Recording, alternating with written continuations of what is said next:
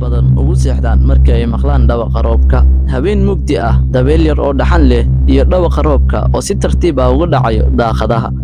Qofka sariirta jiifa wuxuu dareemayaa in jidhkiisu sii deynayo daalka maalinta.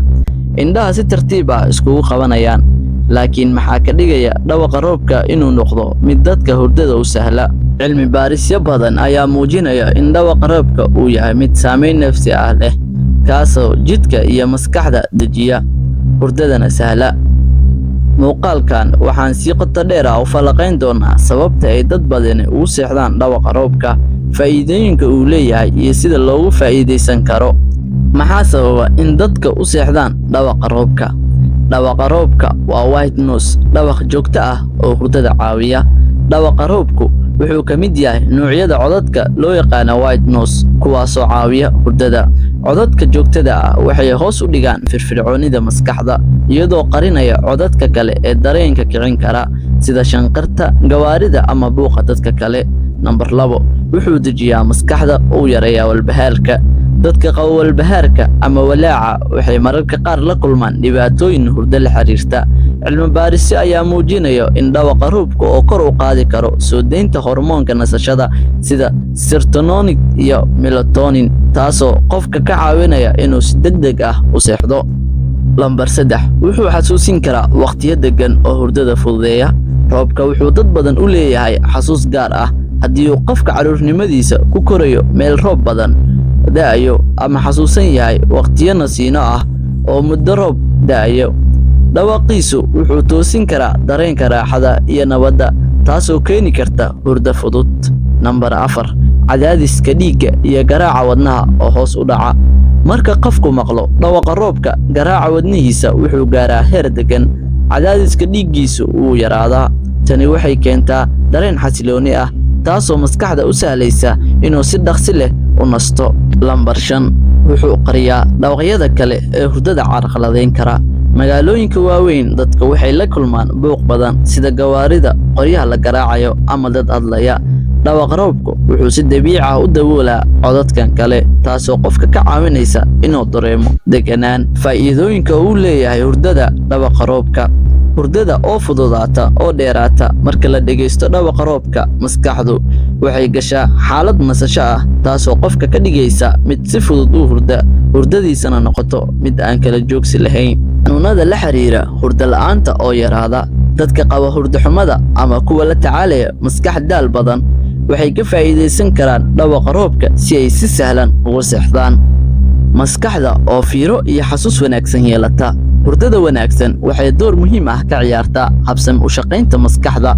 Cilmi baarisyadu waxay muujinayaan in dadka hurda si fiican ay subaxdii dambe u leeyihiin xasuus, feejignaan iyo firfircooni ka wanaagsan kuwa seexda hurdo aan tayo lahayn. Cadaadiska dhiigga iyo walbahaarka oo hoos u dhaca. Dadka dareema walbahaarka joogtada ah waxay ka faa'iideysan karaan dhawaqa roobka, maadaama uu cadaadisku maskaxda hoos u dhigo, dhiiggana dejiyo, una diyaariyo hurdo wanaagsan. Sidee looga faa'iideysan karaa dhawaqa roobka? Isticmaal hababka kala duwan ama adeegso muuqaalada dhaadheer ee hurdada. Haddii aad doonaysana muuqaalada gaagaaban, waxaa jiro YouTube kanaal oo badan oo soo jeediyo muuqaalada hurdada, kuwaasoo soconayo saacado dhaadheer. Haddii aan mid ka mid ah xusno oo halkan kuma soo koobi karnay, waxaa ka mid ah Hurdo Macaan oo ah YouTube kanaal laga leeyahay Soomaaliya, kaasoo soo deeyo waqtiyada dhaadheer iyo kuwa gaagaaban. Waxaan kuu soo dhigayaa linkigiisa qaybta description-ka oo waad soo daawan kartaa haddii aad ka mid tahay dadka xiiseeyo ama aad doonayso inaad hesho hurdo wanaagsan. Waad daaranaysaa oo waad ku seexanaysaa habeenkii oo idil. Hel hurdo wanaagsan. Haddii aadan joogin meel roob badan ka da'aynin, waxaad isticmaali kartaa Rainsounds Climb ama YouTube-ka aan hadda kuu soo sheegay oo kuu fududeynayo si aad u dhegeysato dhawaqa roobka. Haddii uu roob socdana, daaqadda furo. Haddii uu roob dabiici ah da'ayo, waxaa lagula talinayaa in haddii uu roobka da'ayo aad furto daaqadda si aad ugu raaxaysato dhawaqa dabiiciga ah. Isticmaal aaladaha saamaynta dhawaqa dabiiciga ah. Waxaa jiro aalado qalab loogu talagalay saamaynta codadka dabiiciga ah, kuwaasoo dadka ka caawin kara inay si sahal ah u hurdaan. Samee jadwal hurdo oo degan. waxaa muhiim ah in la habeeyo jadwalka hurdada oo joogto ah iyadoo la iska ilaalinayo isticmaalka taleefanka ka hor hurdada si hurdadu u noqoto mid degan. gabagabada muuqaalkeena ama gunaanadka, dhawaqa roobku waa mid si dabiici ah maskaxda iyo jirka u dejiya, taasoo dadka u fududaynaysa inay si fiican u nastaan. waa dhawaq si tartiib ah u socda, joogtana ah oo ka caawinaya xasiloonida.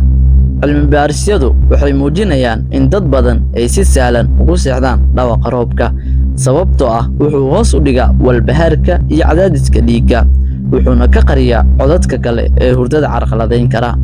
haddii aad rabto inaad si fiican ugu faa'iidaysato, waxaad isticmaali kartaa wadooyinkii aan kuu soo sheegnay oo ka mid ahaa YouTube channelka Soomaalida laga leeyahay ee Hurdo Macaan, ama qalab gaar ah, ama xitaa aad furto daaqadda markuu roobka da'ayo. haddii aad ka mid tahay dadka ay dhibaato ka haysato hurdada, dhawaqa roobku wuxuu kuu noqon karaa xal dabiici ah oo kaa caawiyo inaad si raaxo leh u hurdo.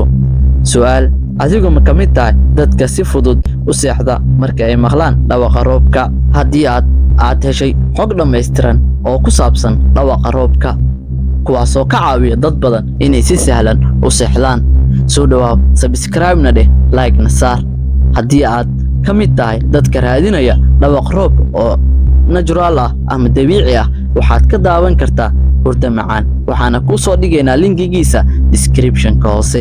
mahadsanid, una sheer garee saaxiibkaa ku dhiban hurdada, ama saaxiibka muddo badan iska dhegaysanaya codadka roobka aan aqoon sababta oo ugu hurdo. mahadsanid, sidaas iyo nabadiino.